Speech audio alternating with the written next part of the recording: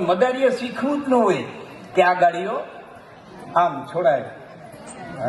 એ કોક સદગુરુ શીખવે કે દીકરે આ ગાડી આમ છોડાય, આ ગાડી આમ છોડાય. ત્યાં ગુરુની જરૂર છે. પણ સાહેબ પરંપરામાં હો કે રામકૃષ્ણ પરંપરામાં હો કે શક્તિ પરંપરામાં હો કે પાઠની પરંપરામાં હો, એટલે તોરલની કડી યાદ આવે. ત્યાંથી હું કહું તમને, મારા સાથે તોરલ કહે છે, ગુરુના ગુણનો નહીં પાર ભક્તિ ખાંડા કેરી જાવ માર ધણીને દરબાર દિલની ઉતારો